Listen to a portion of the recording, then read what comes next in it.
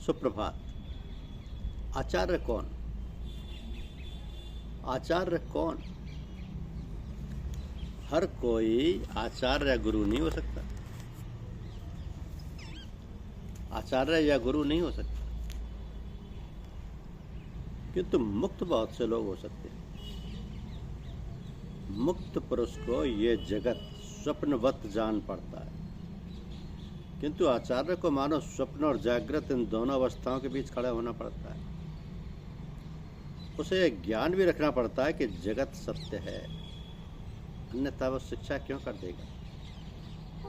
फिर यदि उसे यह अनुभूति ना हुई कि जगत स्वप्नवत है, तो उसमें और एक साधारण आदमी में अंतर ही क्या, और वो शिक्षा भी क्या दे सकेगा। गुरु को शिष्य के पापों का बोझ वहन करना पड़ता है, और यही कारण है कि शक्तिशाली आचार्यों के शरीर में भी रोग प्रविष्ट हो जाते हैं। यदि गुरु अपूर्ण हुआ तो शिष्य के पाप उसके मन पर भी प्रभाव डालते हैं, और इस तरह उसका पतन हो जाता है। तो आचार्य होना बड़ा कठिन है। आचार्य या गुरु होने की अपेक्षा जीवन मुक्त होना सहज है, क्योंकि जीवन मुक्त संसार को स्वप्नवत मानता है और उससे कोई वास्ता नहीं रखता। पर आचार्य को यह ज्ञान होने पर भी कि जगत स्वप्नवत है, उसमें रहना और कार्य करना पड़ता है। तो हर एक के लिए आचार्य होना संभव नहीं। आचार्य तो वो है जिसके माध्यम से दैवी शक्ति कार्य करती है। आचार्य का शरीर अन्य मनुष्यों के शरीर से बिल्कुल भिन्न प्रकार का होता है। उसके शरीर को पूर्णता की अवस्था में बनाए रखने का एक विज्ञान है। उसका शरीर बहुत ही कोमल, ग्रहणशील तथा तीव्र आनंद और कष्ट का अनुभव कर सकने की क्षमता रखने वाला होता है। वो असाधारण होता है, असाधारण, क्योंकि अंदर का मार्ग अत्यंत सूक्ष्म है और आंतरिक यात्रा अत्यंत ही कठिन है।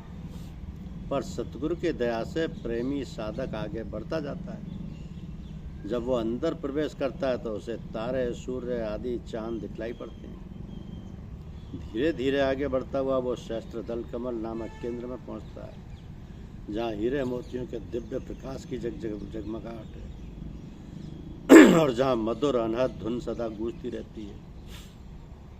फिर एक टेढ़ी सुरंग से होता हुआ, जिसे बंकनाल या बंक कमल कहते हैं, वो ईड़ा, पिंगला और सुषुम्ना के संगम पर पहुँचता है, जिसे त्रिवेणी कहा जाता है। यहाँ वो जी भर कर अमृत पीता है। यहाँ से आगे जाकर वह 10वें द्वार में प्रवेश करता है और सतगुरु की सहायता से शून्य को पार कर वह भंवर गुफा में प्रवेश कर जाता है। यहाँ उसे दिव्य मुरली की टेर सुनाई पड़ती है। काम को पूरी तरह बस में किए बिना कोई भी इस टेर को नहीं सुन सकता। यहाँ जीव को परमात्मा से अपनी अभिन्नता का बोध होता है और सोहम की वास्तविक अनुभूति होती है। तो यहाँ के आकर्षक शब्द धुन से खिंचकर वह उस सतलोक में जा पहुँचता है, जो उसका मूल धाम और परम पुरुष का अपना निवास स्थान है। धन्यवाद।